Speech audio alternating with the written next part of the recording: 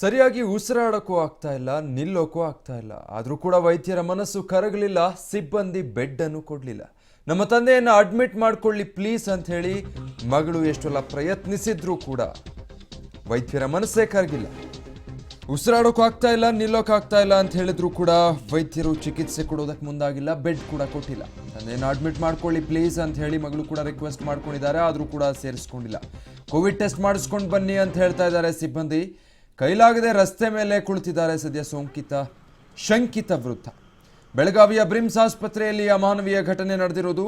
ಆಂಬ್ಯುಲೆನ್ಸ್ಗಾಗಿ ಕಾಯದೆ ಸ್ಕೂಟಿಯಲ್ಲೇ ಪುತ್ರಿ ಇವರನ್ನ ಕರೆದುಕೊಂಡು ಬಂದಿದ್ದಾರೆ. ಯಾಕಂದ್ರೆ ಉಸಿರಾಟದ ಸಮಸ್ಯೆ ಅಷ್ಟಾಗಿರೋದ್ರಿಂದ. ಆದರೆ ಆ ರೀತಿ ಆಸ್ಪತ್ರೆ ಬಳಿ ಕರ್ಕೊಂಡು ಬಂದರೂ ಕೂಡ ಆಸ್ಪತ್ರೆಯವರು ಅವರನ್ನು ದಾಖಲಿಸಿಕೊಂಡಿಲ್ಲ.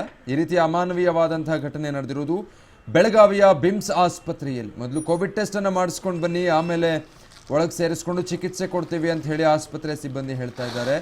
ಆದರೆ ಅಲ್ಲಿ ಆಸ್ಪತ್ರೆ ಎದುರು ಕಾಯೋದಕ್ಕೂ ಕೂಡ ಆಗದೆ, ಕೈಯಲ್ಲಾಗದೆ ತಮ್ಮ ಆರೋಗ್ಯ ಸಮಸ್ಯೆಯಿಂದಾಗಿ ಆ ಶಂಕಿತ ವೃದ್ಧ ರಸ್ತೆಯಲ್ಲೇ ಕುಳಿತುಕೊಂಡಂತಹ ಅಮಾನವೀಯ ಘಟನೆ ಬೆಳಗಾವಿಯಲ್ಲಿ ನಡೆದಿದೆ.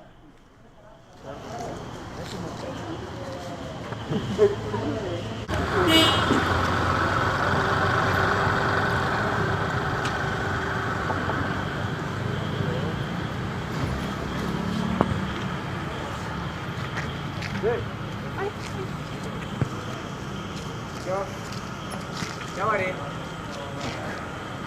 मैं लागू देता हूँ उनको फॉर्म, उनका वो डिटेल्स भरना तो कर। हाँ मैं जाता हूँ, ठीक है मैं गाड़ी को ये करता हूँ।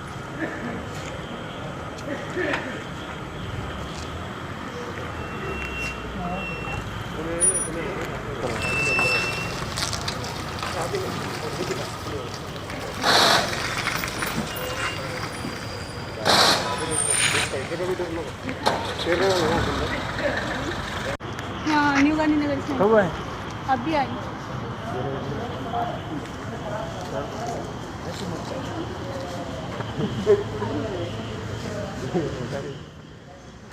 ಸೊ ಗಮನಿಸ್ತಾ ಇದ್ದೀರಾ, ಬೆಳಗಾವಿಯಲ್ಲಿ ಈ ಅಮಾನವೀಯ ಘಟನೆ ನಡೆದಿರೋದು. ಪುತ್ರಿ ಆಂಬ್ಯುಲೆನ್ಸ್ಗೂ ಕೂಡ ಕಾಯದೆ ತನ್ನ ತಂದೆಯ ಆರೋಗ್ಯ ಪರಿಸ್ಥಿತಿ ಬಹಳ ಡೇಂಜರ್ನಲ್ಲಿದೆ ಅಂತ ಹೇಳಿ ಅರ್ಥ ಮಾಡಿಕೊಂಡು ಸ್ಕೂಟಿಯಲ್ಲೇ ಕರ್ಕೊಂಡು ಆಸ್ಪತ್ರೆ ಮುಂಭಾಗ ಬಂದಿದ್ದಾರೆ. ಆದರೆ ಆಸ್ಪತ್ರೆಯವರು ಮಾತ್ರ ಅವರನ್ನು ಒಳಗಡೆ ಸೇರಿಸ್ಕೊಳ್ತಾ ಇಲ್ಲ. ಆದರೆ ಆ ವೃದ್ಧನಿಗೆ ಆರೋಗ್ಯ ಸಮಸ್ಯೆ ಹೆಚ್ಚಾಗಿದೆ, ಉಸಿರಾಟದ ಸಮಸ್ಯೆಯಿಂದ ಅವರು ನರಳುತ್ತಾ ಇದ್ರು. ಹೀಗಾಗಿ ಆಸ್ಪತ್ರೆಯ ಮುಂಭಾಗನೇ ಅವರು ಕುಳಿತುಕೊಂಡ್ಬಿಟ್ಟಿದ್ದಾರೆ. ಯಾಕಂದರೆ ಆಸ್ಪತ್ರೆಯವರು ಮೊದಲು ಕೋವಿಡ್ ಟೆಸ್ಟ್ ಮಾಡಿಸ್ಕೊಂಬನ್ನಿ, ಅಲ್ಲಿವರೆಗೂ ಒಳಗಡೆ ಬಿಡೋದಿಲ್ಲ, ಬೆಡ್ ಕೊಡೋದಿಲ್ಲ, ಚಿಕಿತ್ಸೆ ಕೊಡೋದಕ್ಕಾಗೋದಿಲ್ಲ ಅಂತ ಹೇಳಿರೋದ್ರಿಂದ ಇನ್ನೇನು ಮಾಡೋದಕ್ಕೆ ತೋಚಿದೆ ಆ ವೃದ್ಧ. ಅಂದರೆ ಶಂಕೆ ಇದೆ ಅವರಿಗೆ, ಸೋಂಕು ತಗಲಿರಬಹುದಾ ಅನ್ನುವಂಥದ್ದು. ಆದರೆ ಟೆಸ್ಟ್ ಕೂಡ ಮಾಡಿಸಿಲ್ಲ, ಅದು ದೃಢಪಟ್ಟಿಲ್ಲ. ಶಂಕಿತ ವೃದ್ಧ ಉಸಿರಾಟದ ಸಮಸ್ಯೆ ಹೆಚ್ಚಾಗ್ತಿದ್ದಂತೆ ಅಲ್ಲೇ ಆಸ್ಪತ್ರೆಯ ಮುಂಭಾಗ ಕುಳಿತುಕೊಂಡ್ಬಿಟ್ಟಿದ್ದಾರೆ, ಒಂದು ರೀತಿ ಕುಸಿದ ರೀತಿಯಲ್ಲಿ. ಸೊ ಆಸ್ಪತ್ರೆಯವರು ಮಾತ್ರ ಯಾವುದಕ್ಕೂ ತಲೆ ಕೆಡಿಸ್ಕೊಳ್ಳದೆ ಕನಿಷ್ಠ ಮಾನವೀಯತೆಯನ್ನು ಕೂಡ ಪ್ರದರ್ಶನ ಮಾಡಿಲ್ಲ ಆಸ್ಪತ್ರೆಯ ಸಿಬ್ಬಂದಿ. ಬೆಳಗಾವಿಯ ಬ್ರಿಮ್ಸ್ನ ಮುಂದೆ ನಡೆದಿರುವಂತಹ ಅಮಾನವೀಯ ಘಟನೆ ಇದು. ಆಂಬ್ಯುಲೆನ್ಸ್ಗೂ ಕೂಡ ಕಾಯದೆ ಅವರು ಸ್ಕೂಟಿಯಲ್ಲೇ ಕರ್ಕೊಂಡು ಬಂದಿದ್ದಾರೆ ಅಂತ ಹೇಳಿದ್ರೆ ಎಷ್ಟು ಅರ್ಜೆಂಟ್ ಇರುತ್ತೆ ಅವರಿಗೆ ಚಿಕಿತ್ಸೆಯ ಅವಶ್ಯಕತೆ ಅನ್ನುವಂಥದ್ದನ್ನು ಕೂಡ ಅರ್ಥ ಮಾಡ್ಕೊಳ್ಳದೆ ಆಸ್ಪತ್ರೆ ಒಳಗೂ ಬಿಡದೆ ಹೊರಗೆ ಕೂರಿಸಿದ್ದಾರೆ.